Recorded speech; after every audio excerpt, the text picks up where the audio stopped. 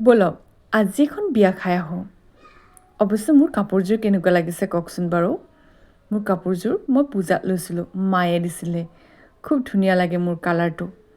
এনেকৈয়ে আমি চাৰিওজনীয়ে ৰেডি হ'লোঁ বিয়া খাবলৈ যাবৰ কাৰণে। ভালে লাগিছে। বিয়াত গৈয়ে তাই একদম পূৰা ফটো উঠিব ধৰিছে। ফটো বোলে একদম ভাল লাগিছে, বহুত ধুনীয়া লাগিছে পেণ্ডেলটো। সেইকাৰণে তাই ফটো উঠিলে। আকৌ যে ইমান ফ্ৰেণ্ড লগ পাইছে, একে চবৰ লগতে খেলি আছে। এজনীৰ লগত আকৌ ফটো উঠিব যাওঁতে লাইটটোৱে গুচি গ'ল।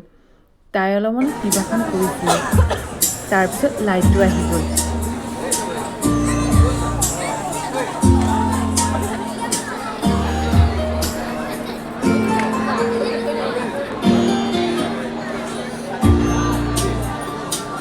এনেকৈয়ে আমি খাবলৈ গ'লোঁ। খোৱাও বহুত ভাল লাগিছে। তাত মানে একদম খোৱাৰ ব্যৱস্থা বহুতেই আছিলে। নিজে নিজে গৈ গৈ আনিব লাগে আৰু খাব লাগে। খালেই হ'ল। এনেকৈ আমি খাই বৈ ঘৰমুৱা হ'বলৈ আৰম্ভণি কৰিলোঁ।